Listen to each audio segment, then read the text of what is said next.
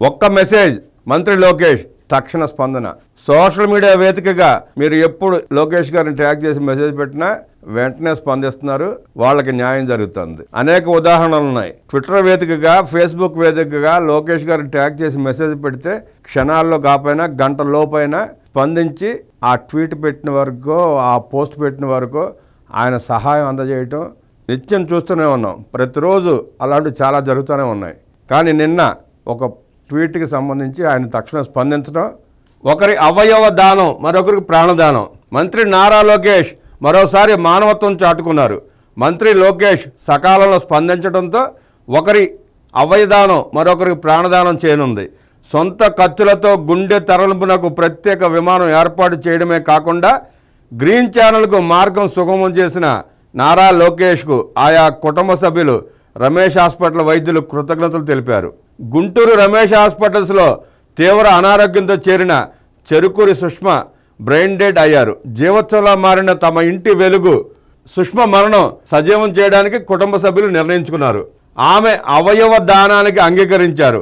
వెంటనే రమేష్ హాస్పిటల్స్ గుంటూరు వైద్యులు ఆగమేఘాలపై అవయవాలను తరలించి మరికొందరికి ప్రాణదానం చేసే అవకాశం కల్పించాలంటూ మంత్రి నారా లోకేష్కు ఒక మెసేజ్ పంపారు.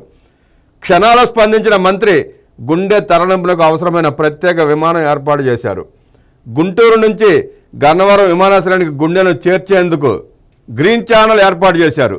గుంటూరు గన్నవరం మధ్య ఎలాంటి ఇబ్బంది లేకుండా పోలీసులు గ్రీన్ ఛానల్ ఏర్పాటు చేశారు. అక్కడ నుండి ప్రత్యేక విమానంలో రేణిగుంట విమానాశ్రయానికి తరలించారు. రేణిగుంట నుండి తిరుపతి ఆసుపత్రికి గుండె చేరే వరకు గ్రీన్ ఛానల్ ఏర్పాటు చేసేలా సంబంధిత యంత్రాంగంతో మంత్రి లోకేష్ మాట్లాడారు.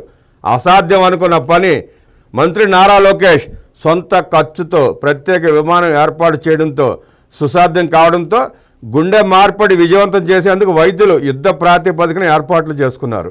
ఈ సందర్భంగా మృతురాలి భర్త చెరుకూరి శ్రీనివాస్ మాట్లాడుతూ భార్య చెరుకూరి సుష్మ అకస్మాత్తుగా అనారోగ్యం బారిన పడ్డారు. కళ్ళు తిరిగి పడిపోవడంతో ఒక కాలు చెయ్యి పనిచేయకుండా పోయాయి.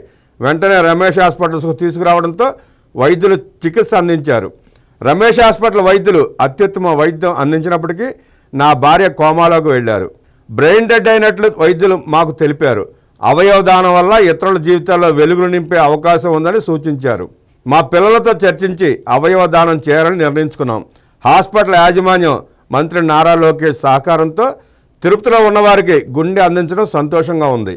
అవయవ దానం వల్ల మా ఆవిడ కలకాలం జీవించే ఉంటుందన్నారు. సోషల్ మీడియాలో తన దృష్టికి వచ్చిన సమస్యలపై మంత్రి లోకేష్ వేగంగా స్పందిస్తున్నారు. ప్రజలకు అందుబాటులో ఉంటూ సాయం చేస్తున్నారు. లోకేష్ సేవాగుణంపై ప్రజలు ప్రశంసలు కురిపిస్తున్నారు.